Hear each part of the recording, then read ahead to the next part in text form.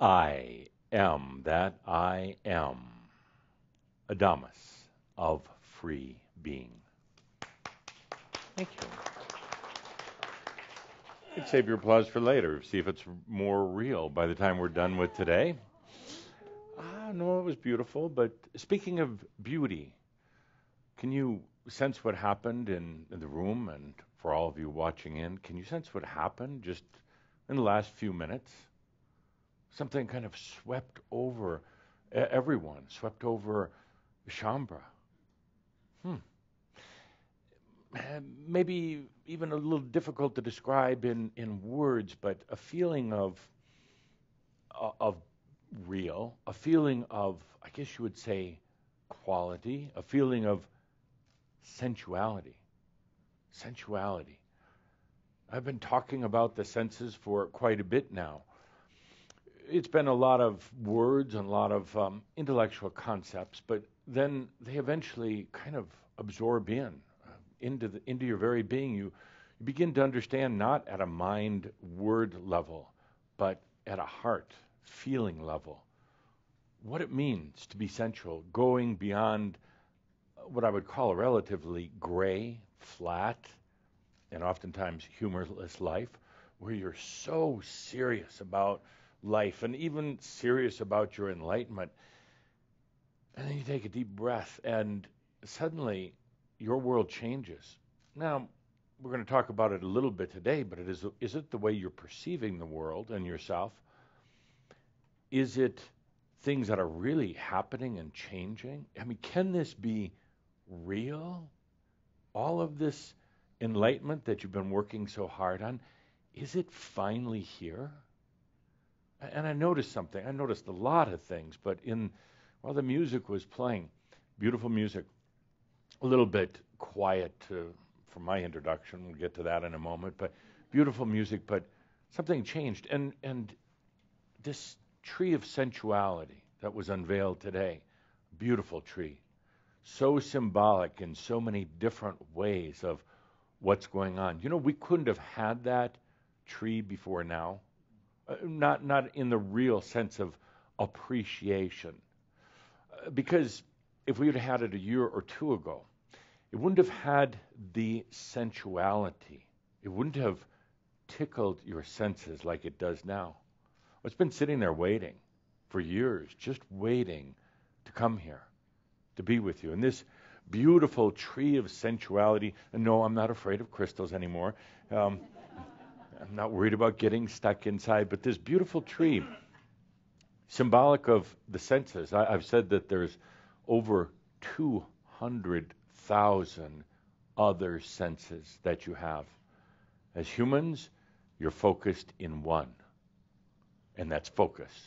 You're in one sense. Could you imagine this incredible journey of coming to this planet and taking on time, space, and physical form?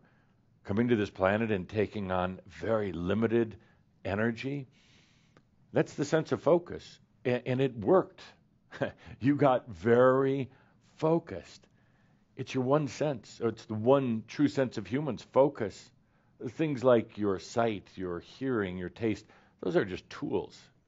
But one sense, focus. Now you're opening up to the other senses. 200,000. You're not going to open to all those right away. As I've said, you get to about 11 or 12 senses that you're actually using, allowing into your life. That's when you get that big smile, and you know you are truly the embodied master. This tree represents sensuality, what you're coming to. It's beautiful in its own right. It's made from nature. It's everything in here from nature. It represents nature. You know, so often they talk about the tree of life. What is the tree of life? Well, to me, it's the tree of senses. Opening to your senses. Here you see the visual beauty of it, but I ask you for a moment to feel the energy of it. Now, crystals in themselves hold nothing over you. Crystals in themselves are not going to free you from the bondage of limited human life. But crystals are a beautiful reminder in so many ways. As Linda says, they come from earth, they're made under pressure, and they turn into such beautiful things like you. All the pressure that you've had, all that tremendous pressure, and then you let it go. You stop working so hard. You stop trying so hard. You stop exerting pressure on yourself, and you become the Christos, the crystal, the Christ that you truly are. This beautiful tree of sensuality, like I said, they talk about the tree of life, but it's really the tree of sensuality. This beautiful tree represents crystals, the very thing that this planet was seeded with so long ago by the angelic beings prior to human arrival. And the crystals themselves held energy. They emitted light and they emitted energy, but a different type of energy, a very different type, something that we'll talk about today. Crystals themselves embedded in the earth. As a matter of fact, the core of earth isn't just a bunch of hot, molten lava. It is a huge crystal.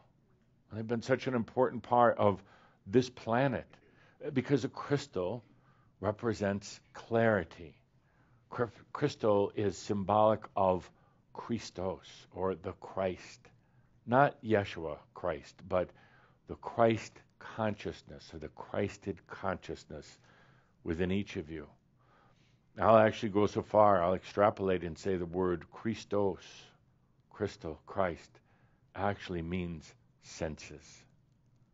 In a true literal definition, it means senses. The ability to perceive with more than just the eye, with more than just focus. This tree also represents to me the humans, you, who will come into your embodied mastery in this lifetime. There's over 1,000 crystals on this tree, I'm told. How many? How many more? How many more trees will we need to get? When will we come to our first 1,000 or more of you who have allowed that consciousness into the body? How many more trees like this will line the stage when we get past 1,000 and 2,000 and 3,000? This, I hope, is just a beginning. And one of these precious, beautiful crystals represents you, has your name on it for when that time comes. It's really quite, in a way, quite a moment to have this here to accompany us as we talk about sensuality, senses. It's the way out. The way out of focus. You've probably already learned you can't get out of focus with focus. And you can't get out with your mind. And you can't get out with trying. You just can't. And you've tried reading books, going to workshops. You tried every trick in the book on yourself regarding how to get out. And what does it do? It just gets you into more focus. That's kind of the funny thing about the sense of focus. It begets itself. It gets you more focused. And then you try so desperately hard to get out again. There is so much more. You know there's so much more. It's within you, but how do you access it? How do you get there? When the mind scrambles off and tries to figure it out, you can't. One thing, allowing. You say, well, Адамус, if it's that simple, why doesn't it just happen? Good question. It's really a matter of trust. Trust. To allow the I am that is already here, the universes that are already within, the senses that are already here, to allow that without effort, without manipulation, without structure, but truly just to allow. That is trust at the level of, the deepest level, the level of, I'll trust so much that I'm willing to die for it. I'm willing to die. That kind of trust. But few humans do that. Most humans think that they're trusting a little bit. And I've heard this statement so many times. Well, I'm getting a little better every day. No, you're not. You're not. You're lying to yourself. I'm getting a little better every day. No, you're not. You're running in circles. It's like a hamster on a wheel. Is that better? Is the hamster any further ahead? The hamster thinks she is, but is absolutely no further ahead. I'm sorry, Carrie, that screwed up face is like, oh, am I the hamster? Yeah. I know I'm the fat hamster on the wheel. I'm sorry. To me, you're so beautiful. Come here, let's have a kiss. Come here. Any day. Please.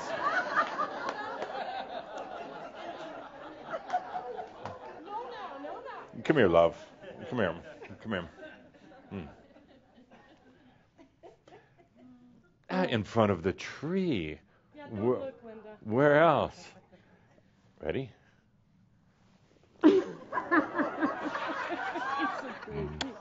Good. In front of the tree. Good.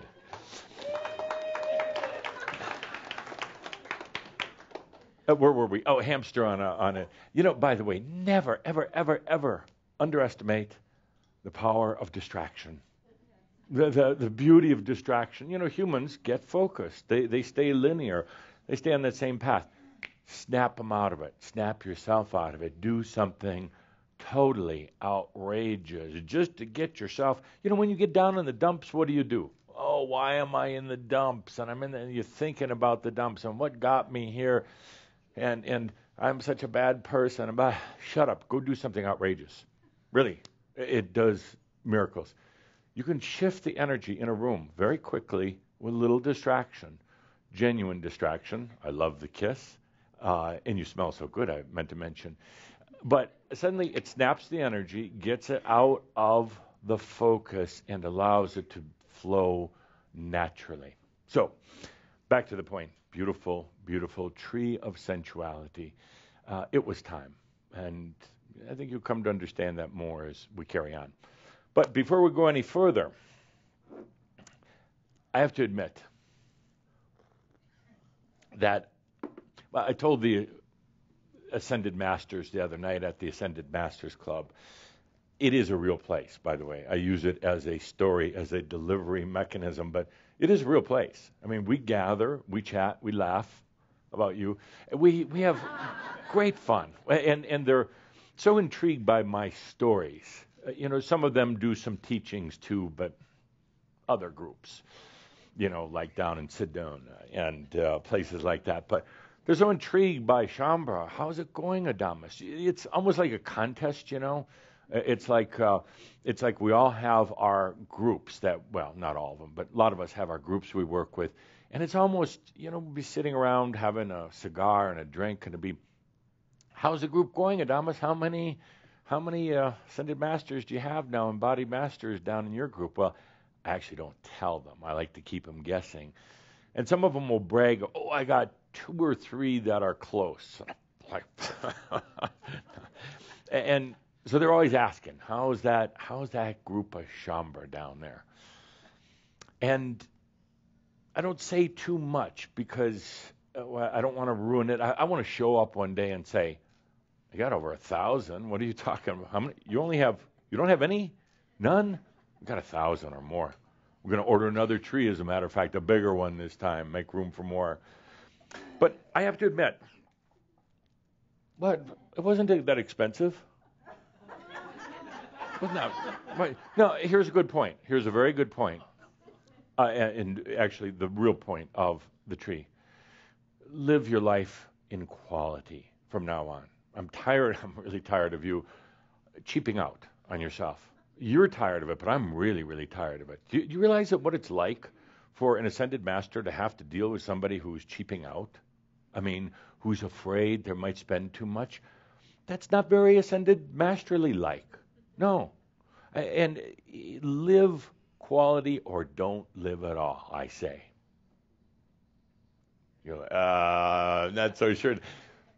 Buy a nice tree, a nice car, a nice house, a nice house.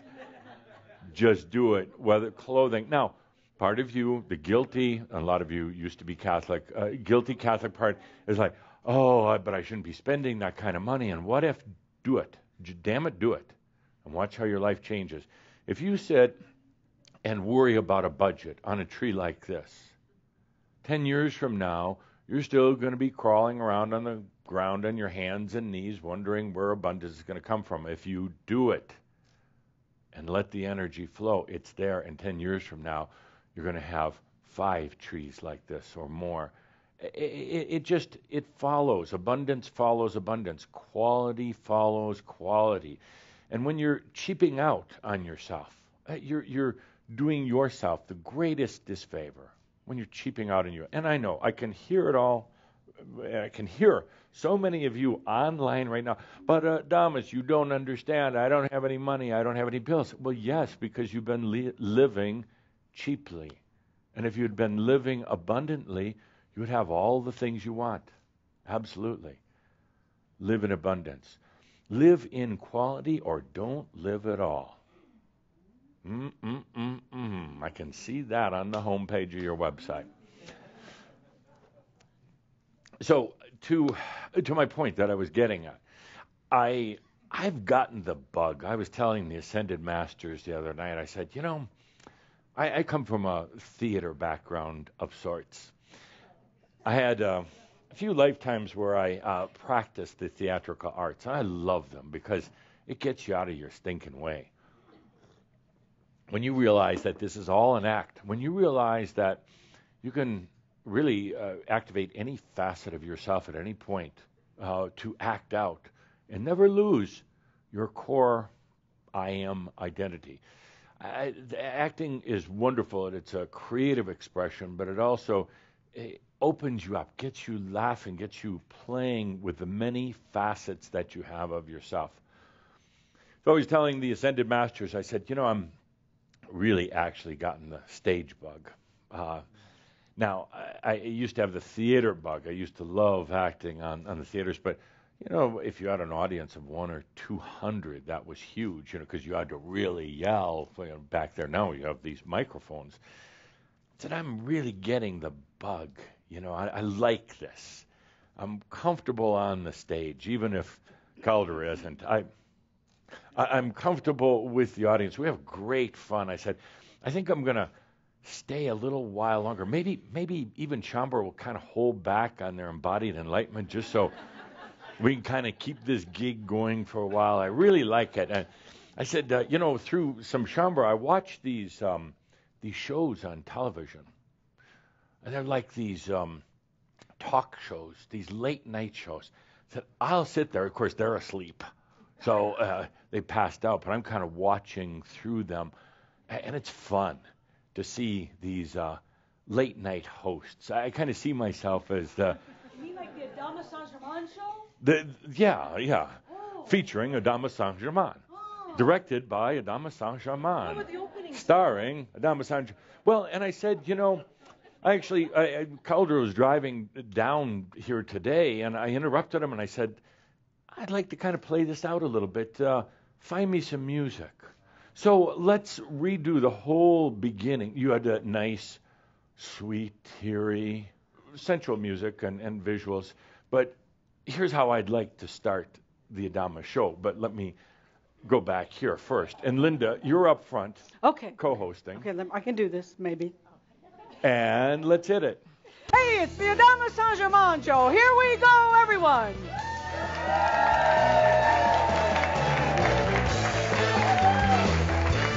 Welcome, Адамус Saint-Germain. Yay! Here in our studio audience. Ah, thank you, Linda. So Our good pleasure. to be here with all of you. Our pleasure.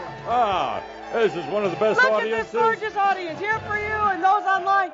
Hey, Welcome. This is one of the best audiences we've ever had here.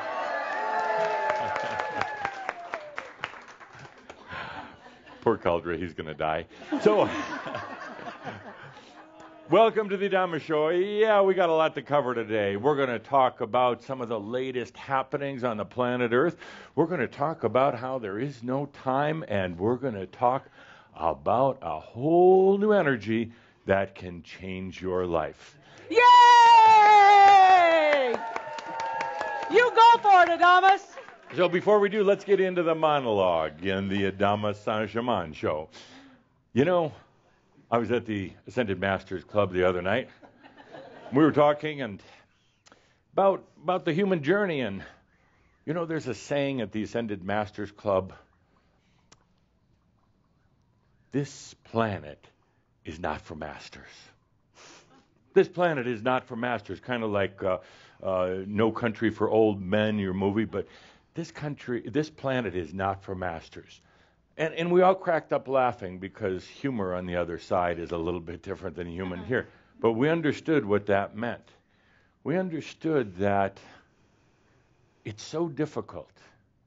It has been for all of us, all 9,699 ascended masters.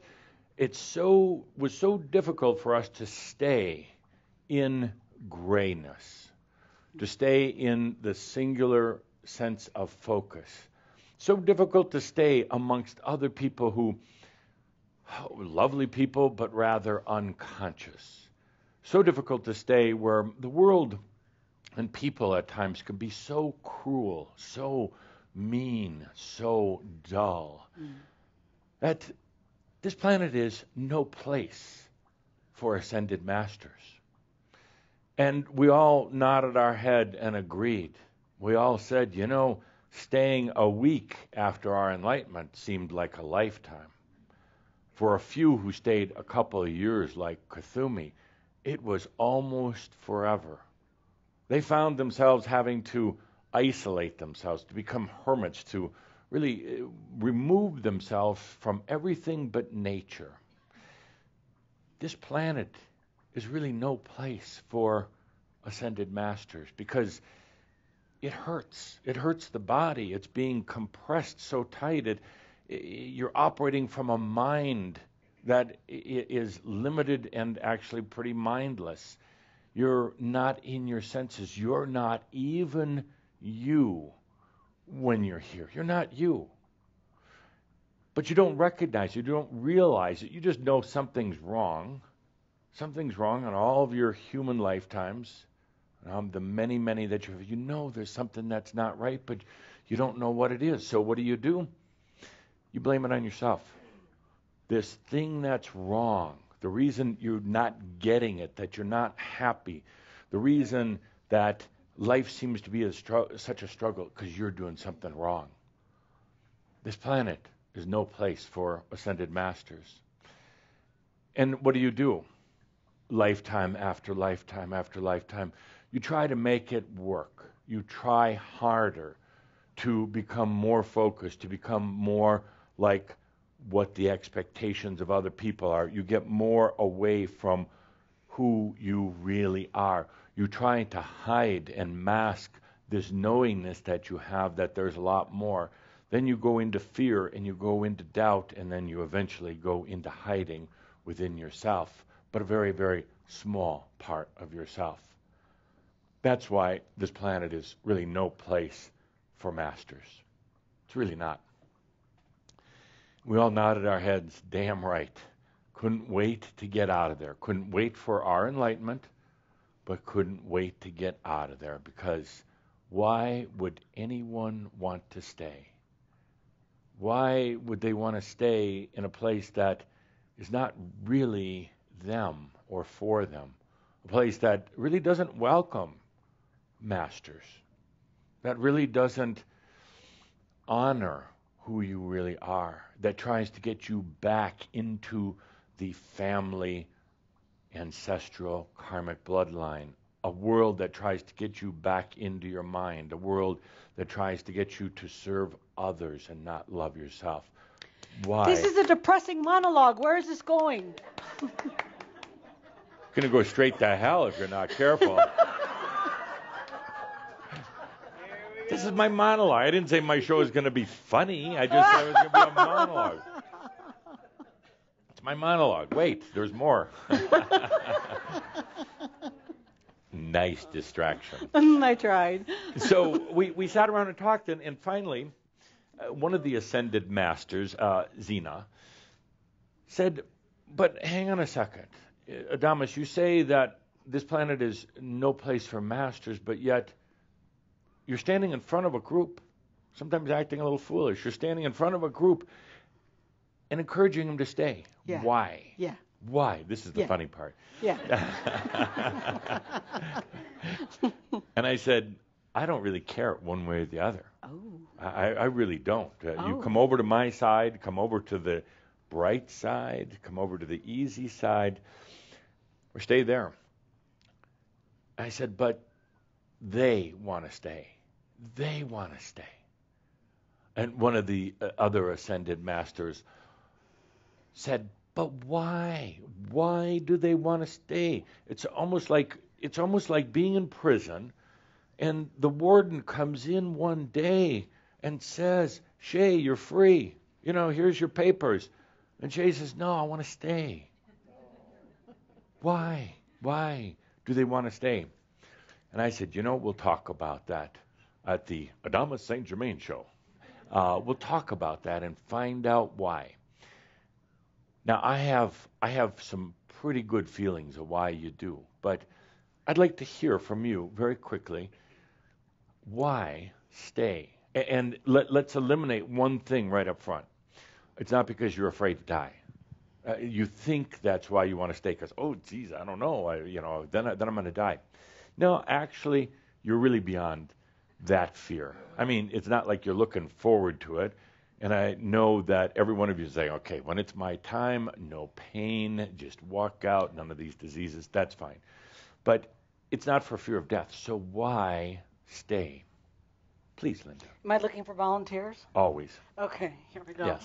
Why? Go ahead. Why stay? Why stay? To make a difference. With what? Holding the vibration For what? for the rest of the planet. Okay. As a master. What? And I'm just hypothetically, what if they didn't want the vibration changed? What if they didn't? What if they actually turned against you? Actually doing it for myself. Okay. Good. And that's a byproduct. Good. Yeah, just holding it for myself. Okay. Could I dare say that you're doing it almost as just to see if you can? Yeah, there's a piece of that. Okay. Absolutely. Yeah. Why not? Yeah, why not? Yeah, It's yeah. a new adventure. Good. Could I also say that maybe this is really ingrained in you very deeply from many lifetimes? I'm going to stay. I'm going to do it. I'm going to be here as a light shining on the planet for others. Absolutely. Okay. Oh, yeah. Good. Good. Thank you. Next. Why stay? I knew you were going to do that. It's an adventure. It's an adventure. But I got adventures on the other side that are beyond anything you could even imagine. I mean, we do things every day, and they don't cost anything, that are adventures beyond. You say it's an adventure. It's boring. It's really boring. I have a hard time coming. I fall asleep sometimes coming down here. It's so boring. And you say it's an adventure. In what way? It's not been done before. That's true. That's true. And So what do you want? I did it first badge? Yeah. Yeah. Okay. That's a good one. Sure. What else? Why stay?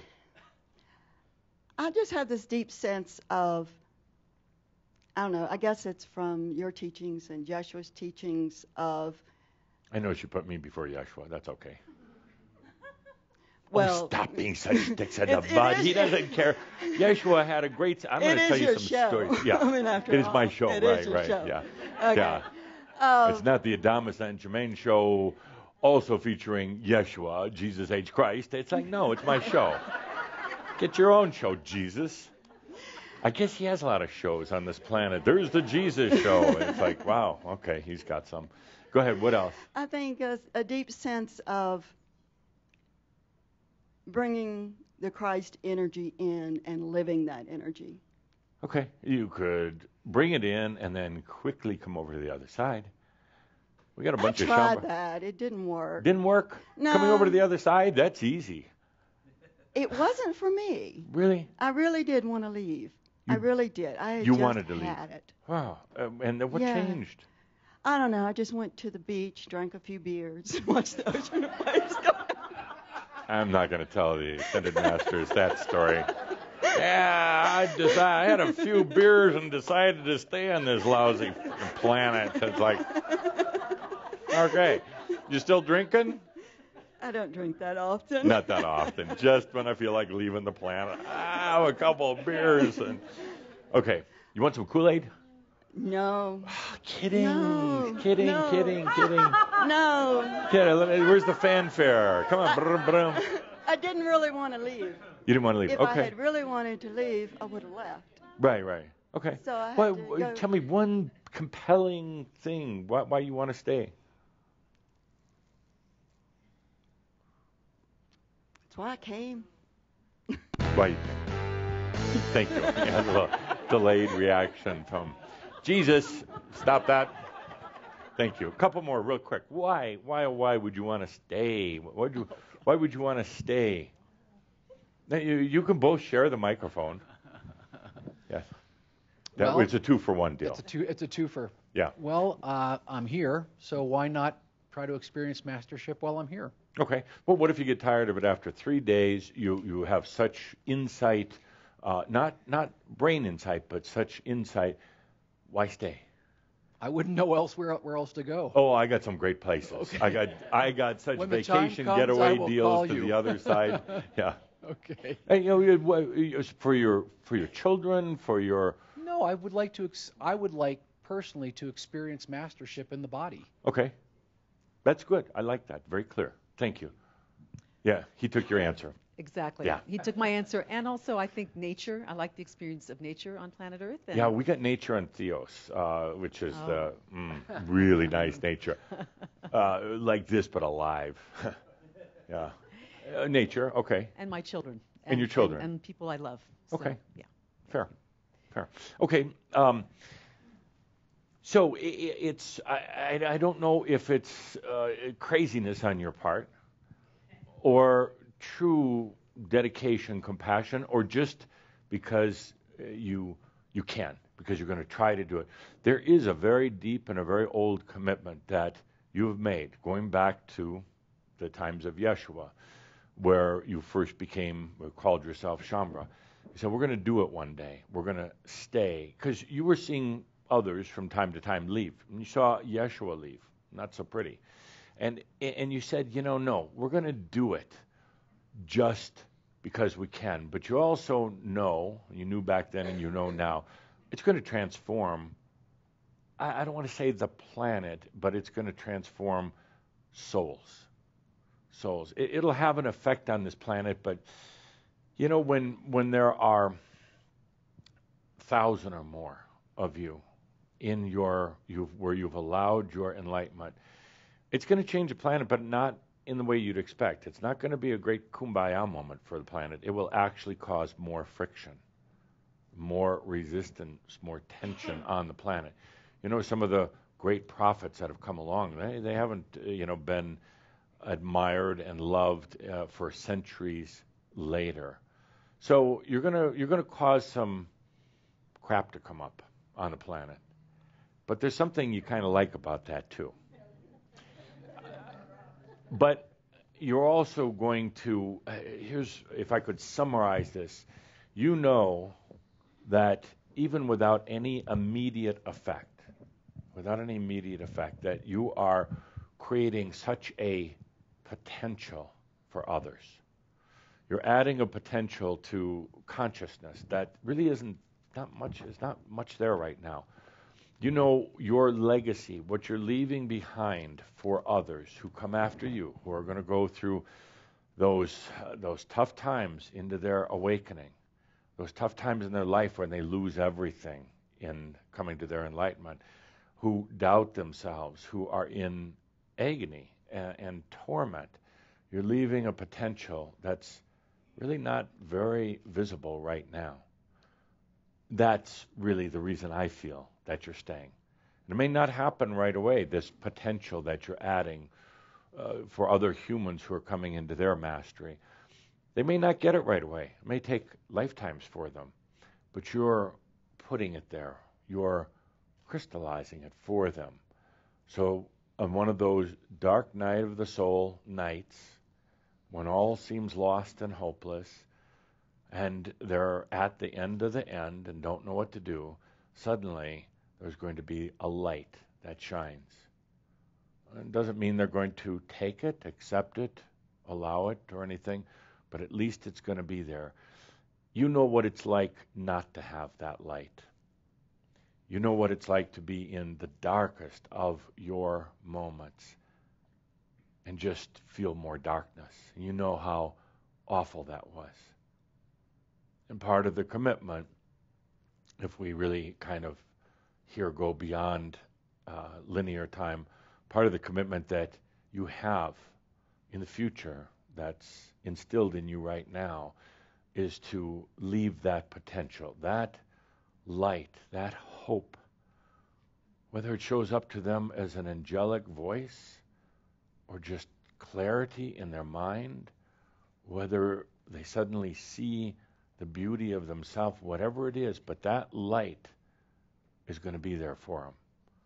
That's why. And it may not occur right away. And you really actually have your, funny way of speaking, your future self has no agenda whether they take that light or not. No agenda. But at least it's there. For so many of you, if you had had that, there was little slivers of it, but almost invisible. But if you would have had that, let's call it a light, that feeling of hope in your darkest moments, how things could have been different. That's what you're leaving behind. That's why you're staying. And it's hard to do. It's very hard to do if you have your enlightenment and then leave 3 days later. But when you stay embodied, when you are able to be in the and, to be in a rather gray, rather unsensual world, but also walk as the and master. You're also walking in your sensuality, in your color, in your I am.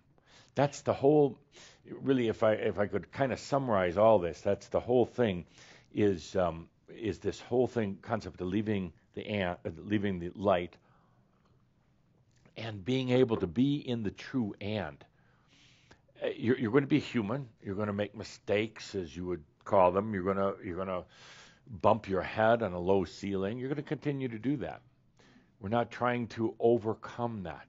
You're in the human condition. You're going to forget that you got food cooking on the stove and it's going to burn and the house is going to fill with smoke and the fire alarms are going to go off and you're going, I'm supposed to be an ascended master. And in that exact same moment, you are the ascended master, laughing at yourself. That's the comedy part of my monologue. What was that?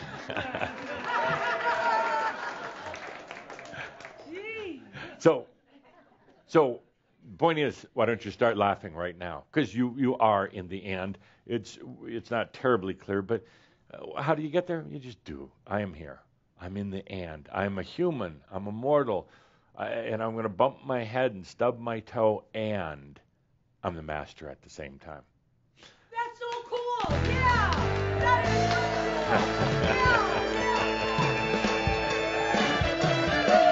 so cool. All right. Okay, now today's guest for our show is you. I got a question for you. So Linda's going to volunteer you to come up here to the guest chair and answer the following question on live TV in front of everybody. What is the most outrageous thing you've done in this lifetime? Now, before you come up here for this portion of the show, I want to remind you, I can read all of your thoughts. So I need to know what was the most outrageous thing. And I will tell you the most outrageous thing that I did in my last lifetime on Earth. Oh my God, this sounds like fun. Am I ready? Yeah. Whoa. Okay, volunteer. Whoa, Volunteer. What's the on most outrageous thing you've done on this lifetime? David, come on up. Big hand for David.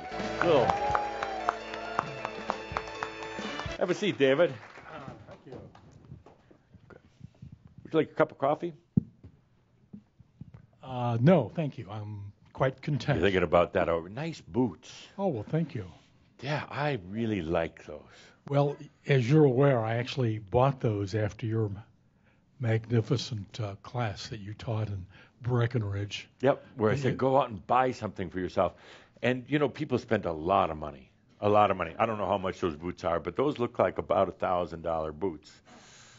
Actually, I got them on sale. But they are magnificent. Yeah. They probably would have been without being on sale. Who invented sales anyway? I like the That's- deals. Well, okay, but nice boots. But Thank what you. was the most outrageous thing you've ever done in this lifetime? Oh, yeah. And you're amongst friends here. Yeah. You can say anything you want. Going to Europe in 1963, Uh-huh. when I was a junior in college and took off for the summer. It's been about 8 weeks or so there. Yeah. Traveled around. Why was that outrageous? Well, it was totally out of the box for me. Yeah. I didn't really have the money at the time that I decided to do it, but I Right. decided to do it. Do you ever regret doing it? Absolutely not. But you didn't have the money, and you felt kind of like, oh, maybe I shouldn't be doing this. Yes. Yeah. Good, good. And have you gone back or done anything outrageous like that since? That was the best of the best. Yes. It's actually where I met you for the first time in Paris, as you're aware. Yeah. Yeah. And we hung out for 3 days, so it doesn't get any better than that. Yeah. Bad hangover, but No, it was that's quite- another story. So, good. And Yeah. what's the most outrageous thing you've done lately? Bought myself some new furniture. Oh, geez, that's outrageous. Oh, boy, It was for me. Man, we got to work on these why pics. why was new furniture outrageous?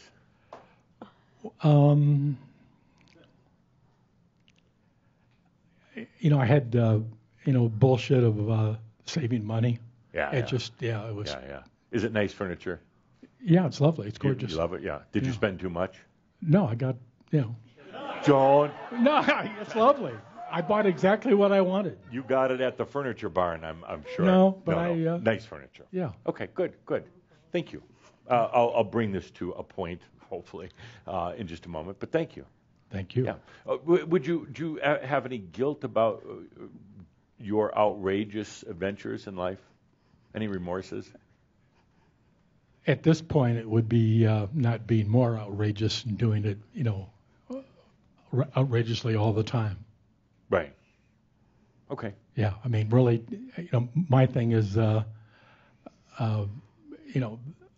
box got kind of comfortable, Yeah. but kind of pinched too. You ready for some outrageous? Absolutely. Woo-wee. Okay. Here we go. Hoo-ah. Good. A couple more. Thank you, David. Thank you very Thank you. much. Yeah. Okay, I'm going to work on my more outrageous. Okay. Let's see. All really right. outrageous. Linda's looking for a volunteer. Really outrageous. Come on up. Yeah. Welcome to the Adamus Show, featuring Adamus and Alice. company. Yeah, Alice, good to have you here. What's the most outrageous thing you've ever done? Do we want to hear You go this? for it, girl. That's You right. go for it. I hear it coming now. I dare you. There are so many. Well, just Yeah, I give know. me the most outrageous thing. I had sex in my car. Can you all hear this? Okay, it's like. Hello, okay. world. All right. I had sex in my car in Disney World parking lot. That was pretty cool. No, I asked for the most outrageous That thing. was, no, man. There Why? were people all. That was it? And it was hot, and they had a blanket over us, and Why'd you have a blanket over you? so if it was hot. Couldn't see. Nobody cares. Okay, so the How many of you time seen I people did fornicating it and, without the blanket. People are just like, yeah. Okay. Well, no, that's okay. Actually, the good thing is that Mickey Mouse didn't walk by and have a heart attack on the spot. Yeah. Scared the how old kids. were you when you did that? Oh, 24, 25? 24. Okay. Mm-hmm. Did you feel guilty about it? Oh, No. it was good Do you fun. wish you hadn't done it? No, many more times. Many more times. Yeah. Good. All around the world. And what's the most outrageous thing you've done lately? Ooh, I I'm dare gonna ya. get in trouble with Linda. No, Linda doesn't care. It was at Bonn. Oh, one of our events. You are naughty. And you guys weren't in the room. It was the pizza party night. That was And you know fun. how you had your chairs up here? Yeah, yeah. I know you were there, so I Yeah. can't lie, but Nikolai, help. And- But I sort of sat on your lap, Yeah. on your chair, Yeah. and danced with you. Yeah. Yeah. You did a lap dance with Jeff. how short long, version. how long did that go? Julie, I gotta many ask. minutes. I just gotta ask. But was I good? You just I mean, sat dancing. there. Dancing. You just sat there. Just said, I then had it to wasn't do me. all It was probably Kasumi or Tobias. Probably Tobias. What? Sex? I hardly remember having sex. It's like, give me a drink instead. It's No, like, no, no. We were dancing, just dancing. Dancing. No I sex, know. But it was very sensual, Sensual. dancing. Yeah. Okay. And Okay. Are you ready it for was some more outrageous in your life? Absolutely. Okay. Oh, I love this. Oh, Y'all I make a open. commitment in front of Jesus, me, and everybody. You know I'm leading up to something. Absolutely. You've got to know that. Okay. Thank you. Thank you for sharing. A couple more. Just a couple more. Chicken. Let's see. Oh, we have a volunteer, Linda. We have a volunteer. Oh, That's good. Good. Good. Bring microphone, please.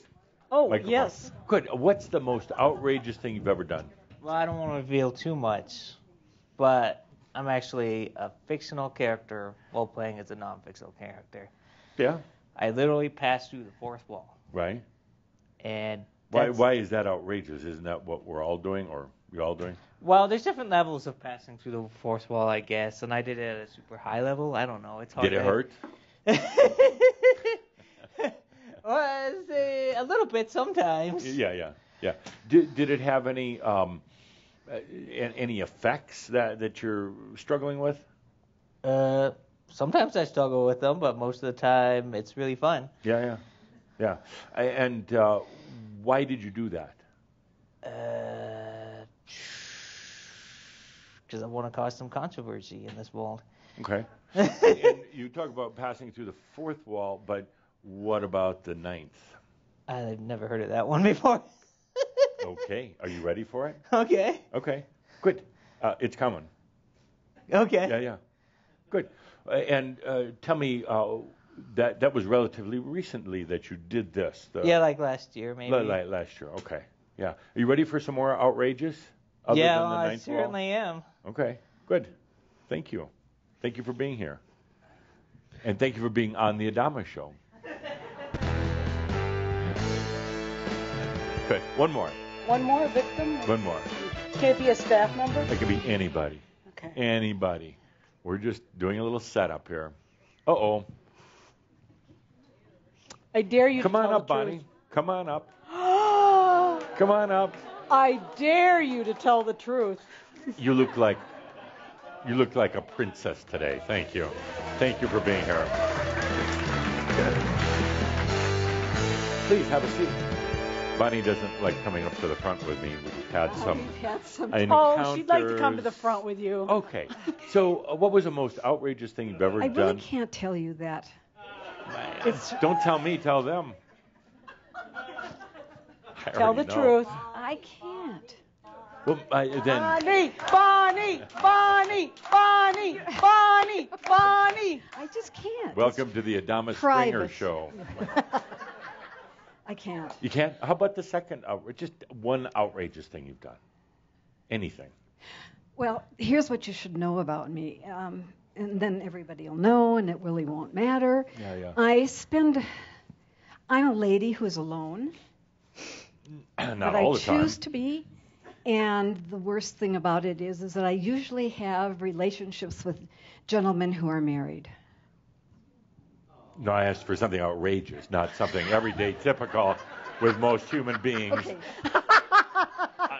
Give me something outrageous. So what's your point? I mean, no, tell me the outrageous thing that happens with these men who are married.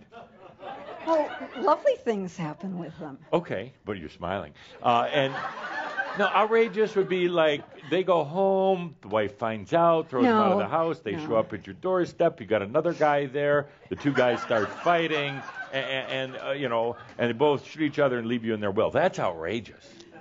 No, I'm much more careful than that. You are careful. Why? Because these people have to be protected. From what?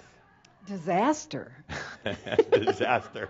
Well, it is disaster. Okay, well, tell me. So something outrageous recently in your life. Don't you have something? I don't do outrageous things. Really. Well, you've got something outrageous coming up real quick. Oh, that's right. Don't you turn? Isn't your birthday soon? Yes. Don't you turn like 55 soon? Well, what's outrageous about that? Outrageous? No. Can I reveal? Sure, of course. Yeah, I was trying to be a gentleman. Calder was going to splurt it out. I'm like, no, be a gentleman. So, dear Bonnie, looking like a 55 or maybe a 50-year-old, is turning 75 at the end of the month. Thank you. That's outrageous. That's outrageous because actually she had a life plan that would have gone about 37 years initially. Really? Oh, yeah. And we'll look back in your life. So your life plan was about 37 years. She's on kind of like extended pass, but she's going to keep going. She's handling all your problems. I'm sorry, Crimson Circle customer service, and loving it. Yes. And dealing with all this energy, and she's going strong. That's outrageous. You're not slowing down. I intend to go a lot longer than this. Oh, absolutely. No, you've got another 60, 70 years left doing customer service for Crimson Circle. Oh, boy. What fun. That's outrageous. Why would anybody do that? So, thank you. Thank you. Thank you. I appreciate it. Yes, and you do look lovely. Thank you. And you do a great job with Chambers. She really does. Bonnie. Really does. She knows a lot of cuss words now that she never knew before, but outrageous. Most outrageous thing I ever did in my last lifetime. So I had and this is a true story, I got an audience with the Pope. I was very concerned about the upcoming French Revolution. I was concerned with the direction things were going, and the Pope was right in the middle of it. Pope Pius VI, right in the middle. The year was 1783. So I asked for an audience with the Pope. He was torn between supporting the Jesuits and not supporting them. He was more anti-revolution than anything. He was against the common people having their sovereignty. But he was in kind of a bad alignment with the French government at the time. He didn't know it, but they were going to come in and take him down, so to speak. I knew it took everything I could just to get an audience with him. He was a rather difficult, ornery man.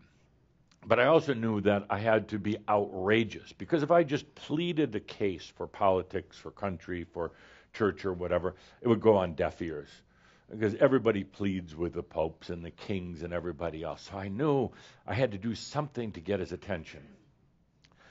So I was brought into the grand hall where our meeting would take place. I was brought in by his guards, and I knew it would be a while just sitting and waiting before the Pope came in, because that's what popes and bad CEOs do. They keep you waiting for a long time so they get the upper hand.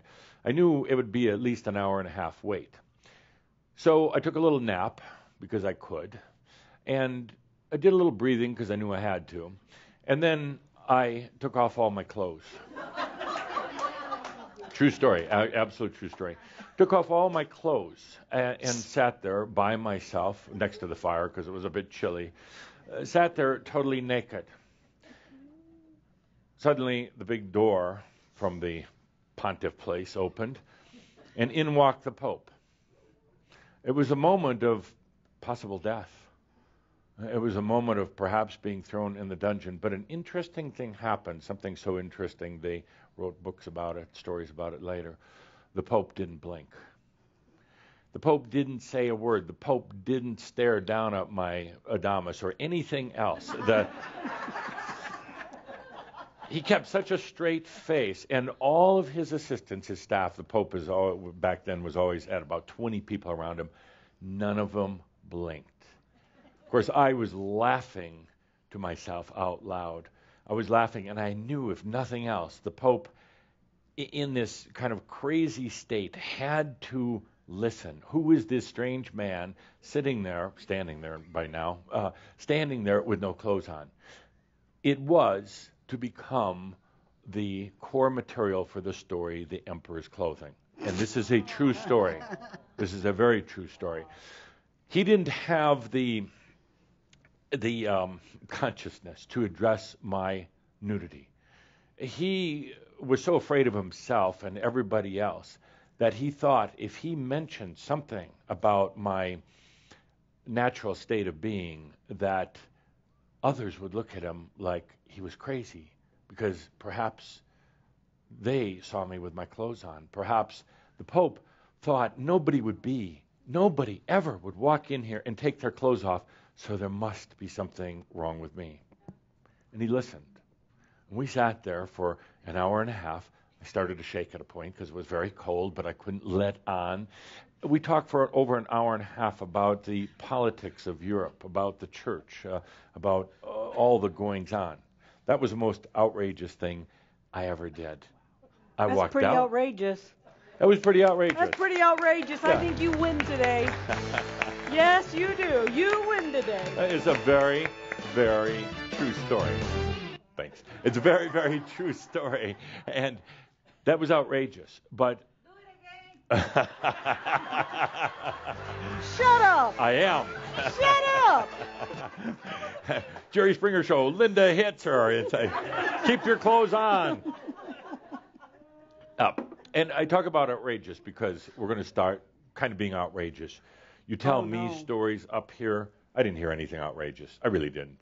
I heard things that maybe made you a little uncomfortable, but nothing outrageous. I mean, really outrageous, outlandish. And I didn't say daring in terms of outrageous, standing on top of a 10-story building and jumping off. That's just daring. Stupid. I'm talking about getting out of your comfort with things. Now, you've been in comfort, you've been in focus for so long that right now your outrageousness is nothing but distant memories. And like David said, you get a little comfortable. You even start buying new furniture for your house to get more comfortable. Then I'm going to get even more comfortable.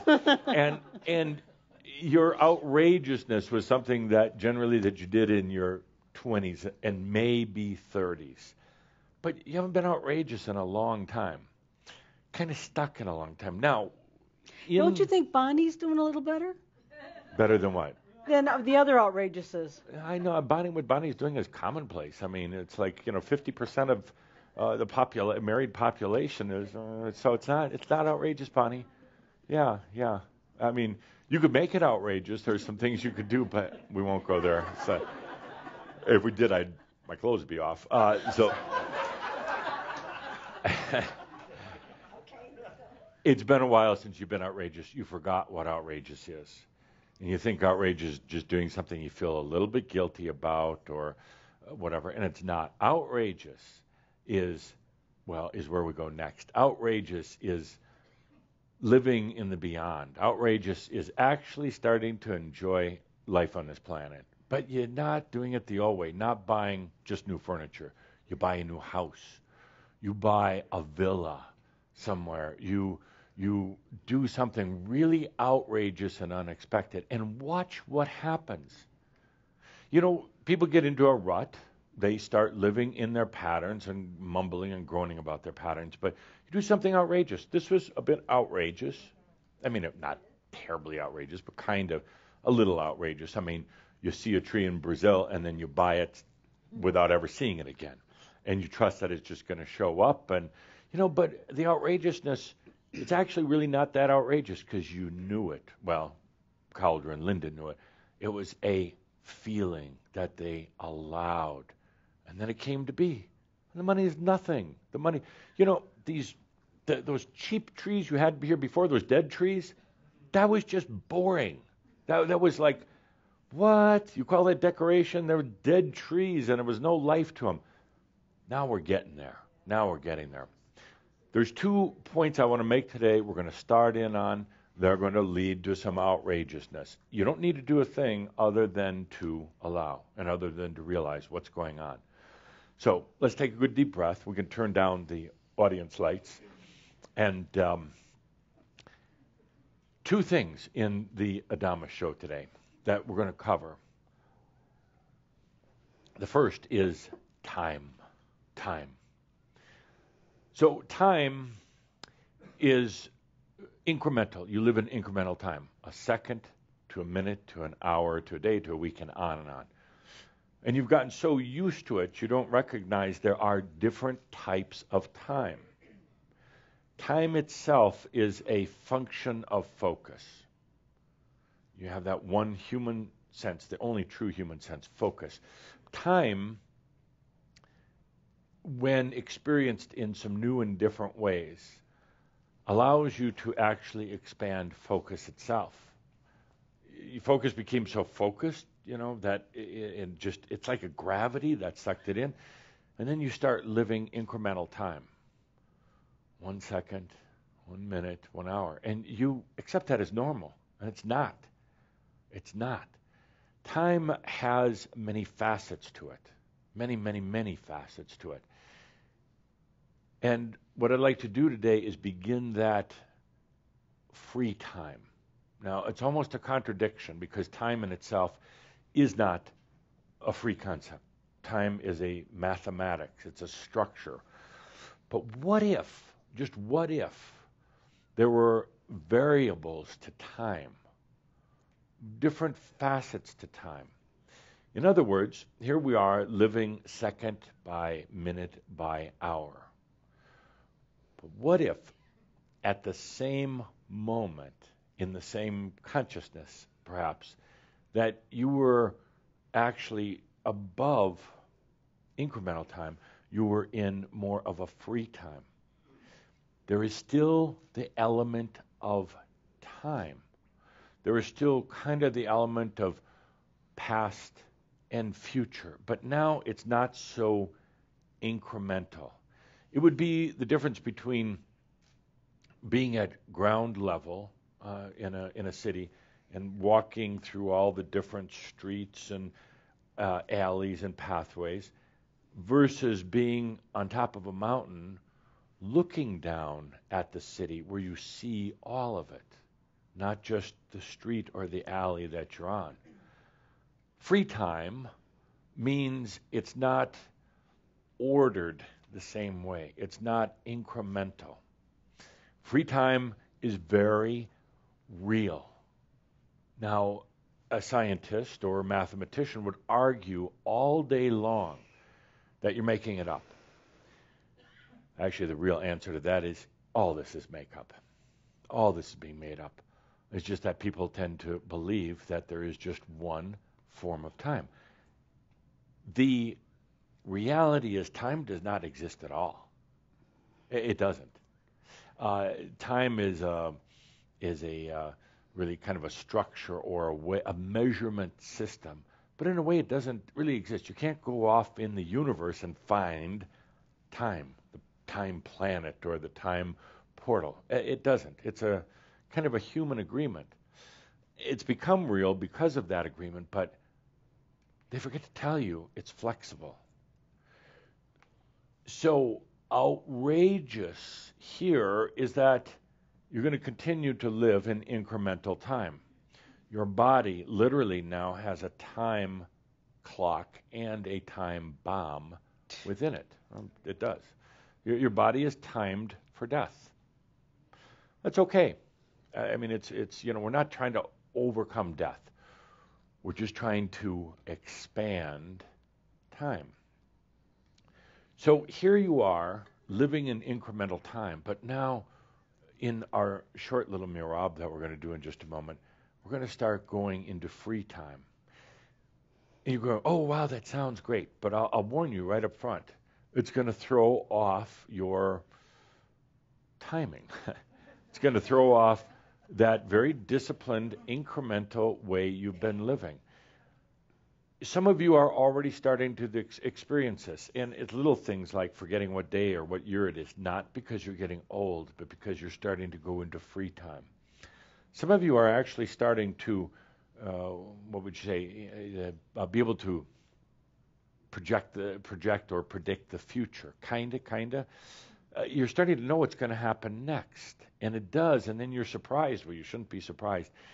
When you're in free time, you're not in those tight blocks of increments like you have been. Now, free time allows you to hover above. It would be kind of like taking a 7-year span and seeing it, sensing it, being in it all in one time, not having to unravel it over 7 years. There's many layers of free time. You have, at the lowest level, the incremental time, seconds, minutes, hours. There's other layers of time. Some of them have to do with the past. And in our coming into free time, you're going to particularly notice in your dreams some odd things that seem to be from the past, or thoughts, feelings, associations that you've had that are from the past. You're going to say, well, geez, I thought I got over my past. The past is still there. Now we're going to do what I'm going to call a time pass around time, where you come and almost orbit back through the past in a timeless or a free time fashion, not to relive it again, but as you orbit back through it without the increments, now just kind of more of a free form, you're going to notice that the past isn't what you had thought it was. The mind remembers the past in its incremental fashion. When you come back in a free time, kind of a pass around, an orbit around it, it's going to be different, but it will bring up recollections, associations, thoughts. Don't get all crazy. Don't start asking, oh, I thought I released all that a long time ago. You released the gravity of it. And the event is still occurring right now. The event is still occurring. It didn't happen back in incremental time and then stop. It's very outrageous. It's still happening. Everything still has its life to it. And it goes on. It's a story that kind of takes off on its own and is being lived out in many levels. And you don't have to attend to it. You don't have to suffer through it. But your stories, it's like writing a chapter in a book and then letting it go. And that chapter continues to write itself and all of its other potentials and all of its other iterations. It lives on. That's actually the beauty of a creator. You don't have to get all enmeshed in it. You don't have to be traumatized by it. But to start realizing that there is free time will be outrageous. And it will change the way you live on this planet as embodied masters. You cannot live. By the way, the answer to the real question at the Ascended Masters Club, why do they want to stay? The Ascended Masters that are there didn't understand free time. They didn't understand time anyway, but they didn't understand free time. Therefore, they didn't have the comfort, the luxury, the excitement of living in a different way. They just thought everything was linear. It's like, oh, I got my enlightenment. I got to get out of here because it's going to be more of the same. The real answer is once you start coming to your senses and being in free time, it's no longer the gray, lifeless place. Suddenly, everything comes to life. Free time. We'll be talking about it more, but I want to begin the process today. Everything's right for it. The tree, you, everything is right. So let's take a good deep breath, and this will be a relatively short mirab because I have one other thing to cover today in the Адамус show. So take a good deep breath. Free time. It means you're starting to realize, you're starting to exist on many different levels. That means you have your incremental level. Seconds, minutes, hours, days, years. And that's fine. That's not necessarily going to change. You still want to have that for doing a lot of things. But we now take a deep breath where we're at and allow free time. That means you could take an increment of 7 years, for instance, and experience it all at once. Free time is when you are here in the moment, of course, present, but now you have, imagine like it's an orbit of time. Imagine like a comet going into orbits, but the orbits around you're the constant, you're the consciousness. The orbits can change in their size, and they can go into past time and into what you would call future time. So the whole basis of time starts to change a little bit. Now, this is going to happen anyway. It's very natural. You don't have to work at it. You don't have to think about it, but I want you to be aware, because this is going to start leading to some outrageous things in your life. Truly outrageous.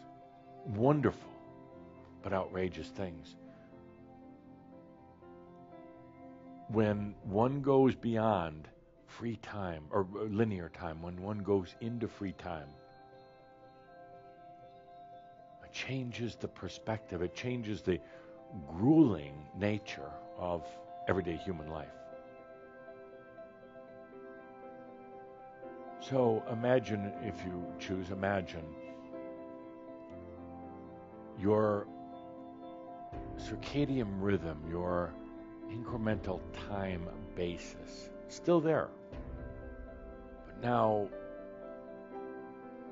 you allow yourself to realize the other time orbits. Meaning seeing it as a bigger picture rather than seconds and minutes. Being able to comprehend large amounts of time all at once. It will baffle the mind, but that's okay. And these orbits, kind of these comets that are going around in orbit around you, are also opening to what you would call the past and the future. Normally, this would literally cause one to go insane in allowing this, because they're so ingrained in incremental linear time that they can't handle it. Their balance, their physical balance, then their ears would start going out and they start going crazy. But we're at that point where we can do this. Free time. It's outrageous. It's wonderful. One thing you'll start noticing with free time is that this whole concept of time, and let's say of the past and future, are really predicated on experience. Experience. You know, a spirit doesn't have a clock in her bedroom. The ascended masters they don't wear watches. They're not locked into time. And in a way, there is no past or there's no future. In a way. What there is an unfolding of experience. one could say that nothing happens in the future until it has been experienced, but yet the future is always there. It's actually not realized until it is experienced, but yet it is there. Everything you're going to do in the future is there.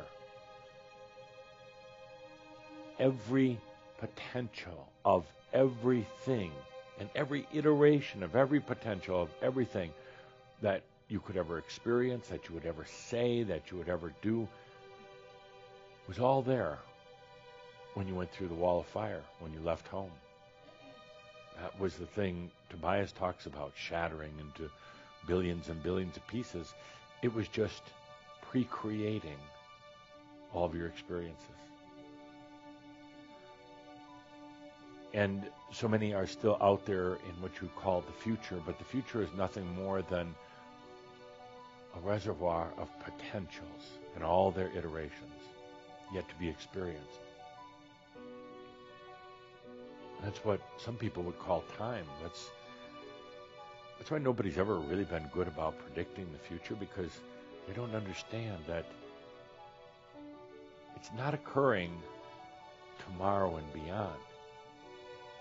It exists in this moment, yet to be experienced.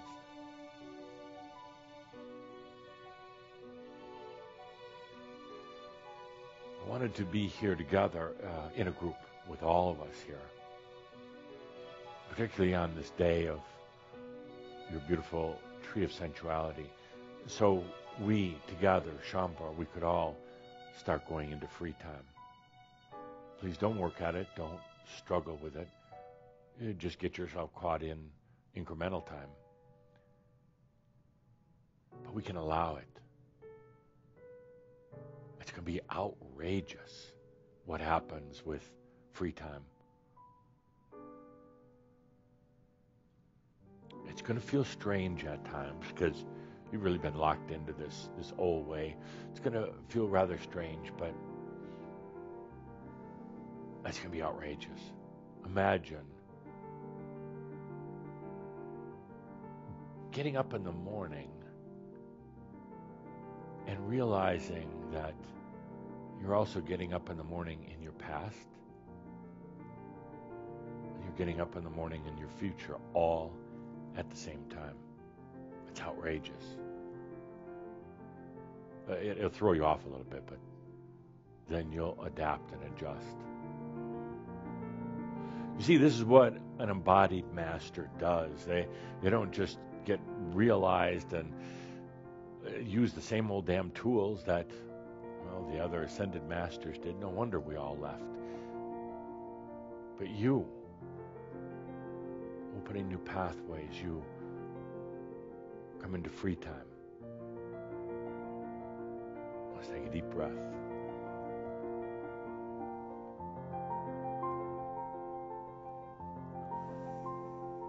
Let's take a good deep breath. We'll be coming back to this. We'll be talking about it more and more, bringing it into our gatherings. Let's take a deep breath with free time. It kind of has a double meaning. Free time meaning no longer stuck in incremental, but you're finally going to have free time in your life. Free time, I mean, you'll have real time to yourself instead of every moment of every day being filled with obligations and work and things you have to do. You're suddenly going to realize what free time really is. Take a deep breath. There's one more thing I want to go into today, and they tie in very closely. They're so beautiful, so related to each other.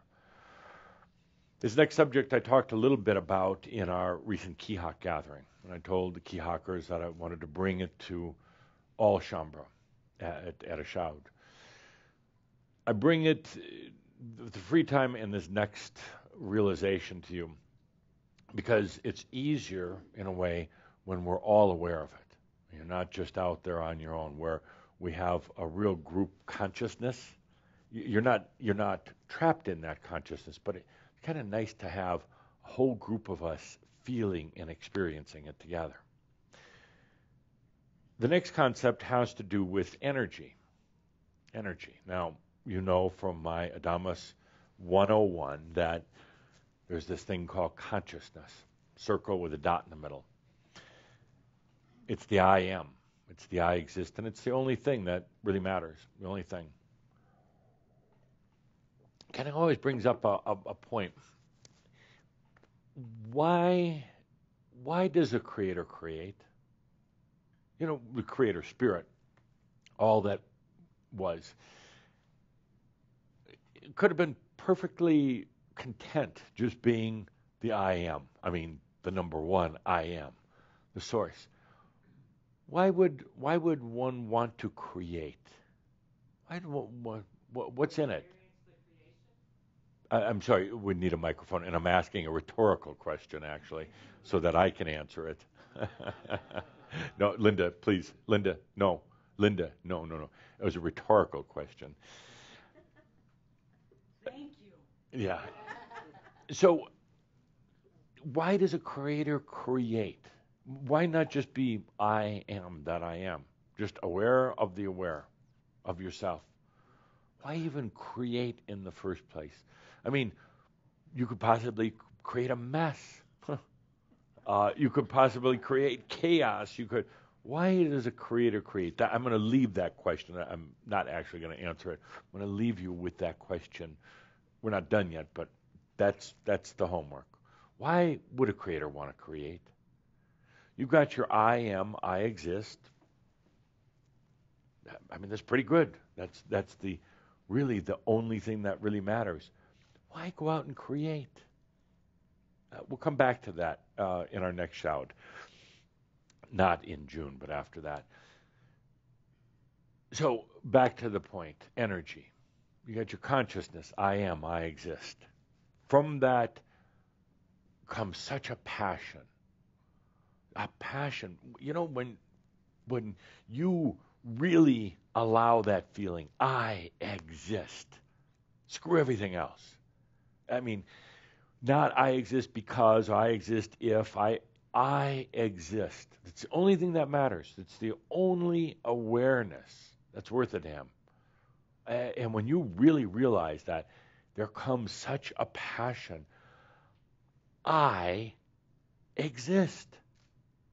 Beyond the physical body, beyond all the crap, beyond my identity, I exist. And that creates such I'm going to call it a passion, an excitement. Love is not quite the right word, but such a magnificence. I exist. That a light goes out. I mean, radiates forth, not goes out, but radiates forth. A light shines forth. And I'm talking metaphorically. But a light shines forth, and that goes out into you call a reservoir, a field of energy. And attracts that energy, activates that energy. And then it creates reality. The passion of the I am, of your soul. Just right now, your soul is still in its timeless excitement about I exist. I mean, it's still resonating. It let's say, from a time standpoint, your soul realized a long time ago, I exist. Not beholden to anyone or anything. I exist, and I always will. And then it just started resonating within the I am. It still is right now. And that's still creating a radiance of light that's going through all sorts of dimensions, attracting energy and creating reality. This. Now, when that happens, when this light shines forth, and when basically you, on the other end of your soul, you've got all this light going out, you're kind of the reflection, the other end of your soul. And your reality is being created by activating what I would call negative and positive particles of energy. The light goes out, and based on you, the receiver down here, and the way you are experiencing, you're going to attract different ratios of positive and negative energy particles. Life has always been like that. Human life has always been like that. It would seem outrageous to do something different. Right now, there are a stream of light, of negative and positive, or plus and minus, however you want to say it, particles coming into you and emanating or radiating out from you. Just imagine for a moment this stream of energy activated to a positive or a minus. Kind of like, software is either a 0 or a 1. Energy is the same. It's kind of digital in a way. Streaming into you as positive or negative. And at the same time, you're streaming it out from you. That's creating reality. That's the way it's always worked with energy. That's how things come about. You also know that one of the biggest challenges for humans and other beings is they're always trying to steal energy. You learned that in the sexual energy school. They're trying to steal energy because nobody's really very few have come to the realization that it's all here. It's all here. You don't have to steal from anybody else. It's all here. So, what is outrageous is no longer having to rely on the positive and the negative particles of energy. That's really outrageous because even quantum physics would say, well, then you die or everything ceases to exist. Because you got to have that. But you don't. You don't. There is a thing called free energy. It is energy that is always there, that is not activated to a positive or a negative. It is an energy without any bias. It is unseen, invisible energy because nobody has the tools to measure it. You cannot measure it. It has no force to it. It has no propulsion to it. It has no dynamic to it. It is not a force energy. There is no power to it. The world is attuned to power, to force, to action and reaction, to the constant bashing of energies or the alignment and the friction of energies. That's how the planet works. However, as embodied masters, you don't have to rely on that anymore. That's outrageous. That will defy every lifetime of living on this planet. And it will defy not only science, but it will defy everything that you knew to be about energy and how it works. You're so attuned to opposites, masculine, feminine, light, dark, up, down, that this will absolutely be outrageous. Free energy. Now, we're going to go into it in just a moment. You're not going to feel it in the old way, because your old way is absolutely attuned to feeling, let's say either light feeling or a heavy feeling or something pushing at you or something pulling away. So if you're approaching it with a typical consciousness, you would say to yourself, I don't feel anything. Well, hell yeah, you won't. But you will sense something. Something sooner or later will start ringing within you going, I get it. I don't have to have the conflict or even the old relationship of positive energy particles and negative, smashing each other, competing with each other. That's the friction made reality. The friction caused life. Life is friction. This planet is no place for a master when they're dealing with friction energy with power energy. Let's take a deep breath. Let's play that little music ditty real quick. There's just a short one. We got way too serious here. Yeah, this is my show, and the audience fell asleep. I mean, got bored, and where's the entertainment? Just, yeah, okay. Yeah, okay, good. Much better. Good, back at it. Outrageous. You came up here before and told me outrageous. I really didn't hear an outrageous. How about some of you listening in today? Do you have outrageous stories you'd like to share? Make sure to post them on your favorite social media site. The stories here were mildly interesting on a slow news day, but not outrageous. Outrageous, taking your clothes off. It is a very true story. You can, I don't know if it was ever written about, but you can look up some of the details. It was 1783, Pope Pius VI, me, naked. Not a thing. Got a little chilly, though. I do remember that part. That's not so flattering. I won't go there.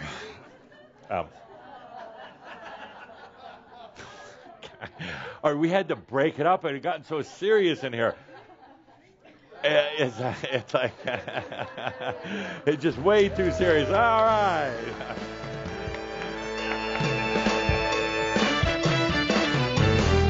Never, ever, ever underestimate the tool of distraction. The tool? I don't get it. Never underestimate distraction. If you're teaching, if you're up teaching others, if the moment you sense the energy going woo down, distract. And especially with yourself. The moment you start getting too serious, you're thinking in your mind, how do I figure this out? What's life all about? What have I done wrong? Shut up, distract yourself. Pull off your clothes or something. By the way, that absolutely is a true story about the Pope and I, and absolutely true that it was the beginning of the whole story of the Emperor's clothing. He didn't dare mention it because he thought I must be going crazy. And nobody else, he had about 22 assistants with him, and nobody said a thing. You should have felt the energy in the room. And I just sat there as natural as could be, but acting like nothing was wrong. I acted like I was dressed elegantly, which actually I was. What was it that they didn't see? What was it that they didn't see? Yeah, I mean, what was going on? Well, the Pope was afraid that he was under a lot of stress, and he drank heavily. And there were some other strange things about him, but he was afraid that he was losing his mind. He was hearing voices. I wonder whose. He was afraid that he was cracking up, and he was a great tension with the church. I mean, the church obviously, but the government, and the whole concept of the Jesuits and the revolution. It was terrible. He thought he was losing his mind, so he was doing everything he could to lay low, to suppress, to not be outrageous. So when he walked into the room and saw me standing beside the fireplace, your graciousness, he dared not say a word because he really thought, with a little hypnotic influence, he really thought that, oh my gosh, I really am losing it. And if I scream out and say, slave, servant, why are you totally naked in front of God and the Pope and everybody? And that he was wrong, they would immediately take off the head. So he kept his mouth shut. And when he kept his mouth shut, it set up such an energy with everybody else. They kept their mouth shut. And at a certain point, about 20 minutes into the conversation, they'd forgotten about it. They'd actually just thought I was in my clothing. It was outrageous. So back to the point. Energy. Free energy. This is going to be so outrageous because you've been addicted to positive, negative energy, pulling it in different ratios. Sometimes you got like 62% negative, not bad negative, just negative, 62% negative over here, and the other part is positive, and the ratios shift back and forth all the time, but it's this constant inflow and outflow of activated energy. Activated meaning it's put into a bias of positive or negative. We don't need to do that. And it's so outrageous because nobody's ever done that on Earth before. Nobody's ever done that. It's going to feel strange because there is no power to this free energy. The free energy is all around. I mean, it's this incredible. Some people call it the what is it called? The field, the source field, or things like that. It's just energy that sits there waiting to be activated. But nobody ever said, why do we have to activate it? Let's just allow it. We'll get into the implications later, but I want you now to go back into a marab and just begin to sense it. And again, your mind's going to say, I don't feel anything, because it's used to feeling a push or a pull. The mind's used to power energy, activated energy, but this is totally different. Let's start the music and turn down the lights.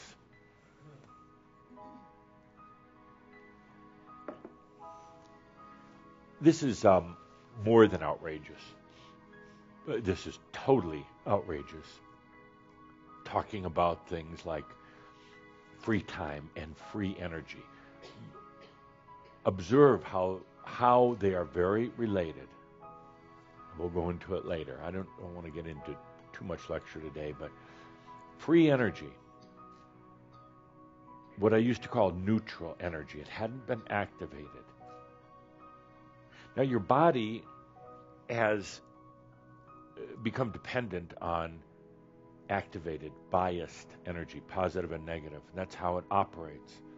That's how the blood keeps flowing and how all the enzymes working. They are constantly in a flow of various ratios of positive or negative energy. But feel for a moment, or sense for a moment now, if the doorways are open into your body for free energy that has not been put into light or dark, positive, negative. It just is. It just is. It doesn't need separation.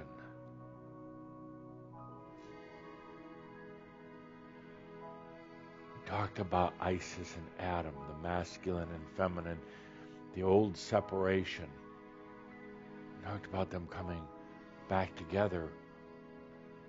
In a way, it's kind of like this with free energy. We've got positive and negative energy.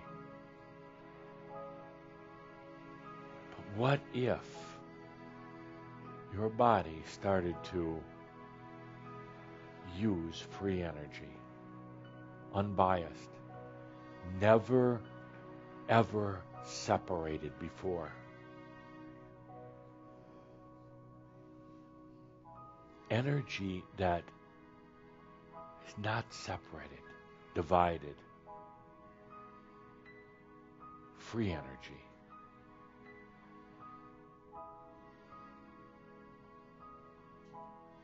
Energy that has no power to it. I also like to call free energy the forceless energy.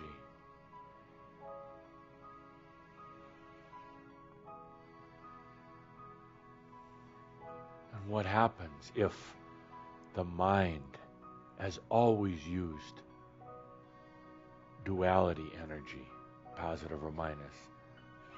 What if that's the programming of the mind, that for every thought that goes through it, for every belief that is in it, it has pulled forth old duality energy? What if now pure energy that's never been separated or divided, you could say it comes straight from the passion of the I Am, without division. What if that comes into the mind and the thoughts and the beliefs and even your intellect? Pure, free energy.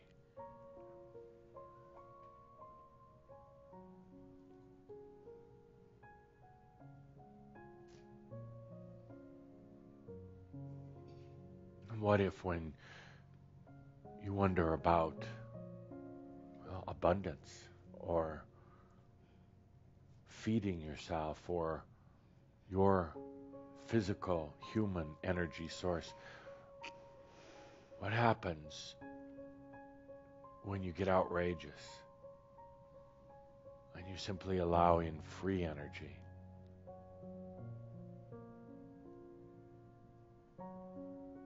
And that's the source of your abundance rather than old power energy.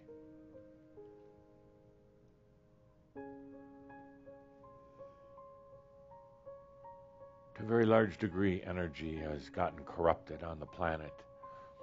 Corrupted meaning people now associate it with power. There's no need for power whatsoever. Energy, power, force, all kind of the same thing. What if we as a group get really outrageous and we transcend that? No power, no force, no friction, no resistance. What if we open the doors and windows to our very being as humans and allow free energy? Can you feel its purity? Never separated, never divided, never put into opposites.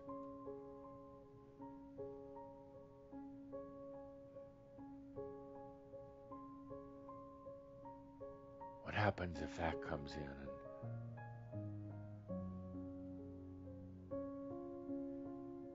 What happens if you can just breathe it in? With no force, of course. What happens if you can just breathe it in and allow it into your body? Let it be in your body. What happens if it comes into your thoughts and your mind?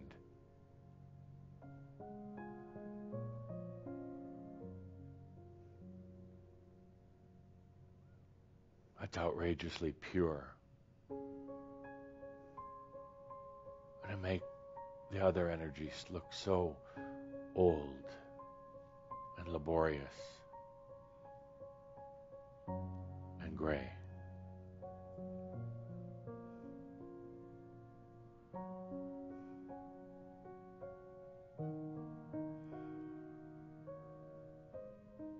So when I ask, why would you possibly want to stay on this planet, the planet that is not for masters? What we are actually doing is changing the paradigm, changing everything. We're not staying in time. We're not staying in old energy. We're changing it.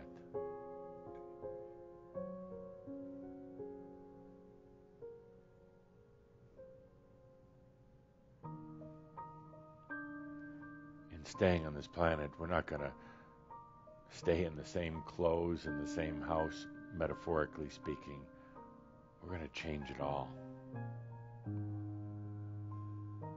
We're not going to keep enduring boredom and frustration.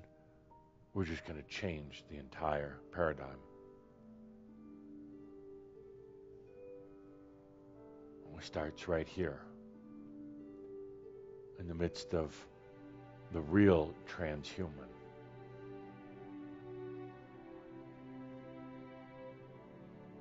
I have to laugh. I really laugh when I look at everything's happening with technology, transhumanism, when they think implanting a computer chip into your brain or getting married to a robot or anything like that is advanced. That's not advanced. That's the same old crap, just faster. Transhumanism, to me, is what we're doing right here. Changing the game. We're going into free time. And incremental time will still exist. It's the and of being a master. It's both. And we're changing energy. Oh, the old energy, the biased or the separated energy will still be a way of life, but we're also going into the free energy. And to me, that is the real transhumanism of this planet. While the rest of them play with technology and play really just developing new swords, lighter swords, faster swords, but they're still swords. We're going into divine transhumanism.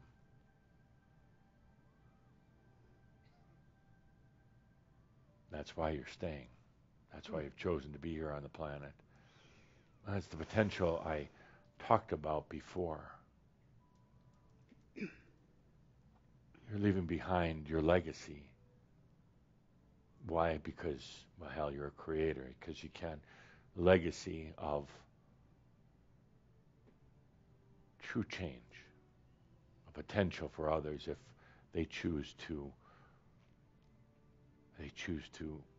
continue with it. Let's take a good deep breath during this day. Whether you really understand it or feel it right now, what we did today was outrageous. And we're going to keep going with it. Let's take a good deep breath.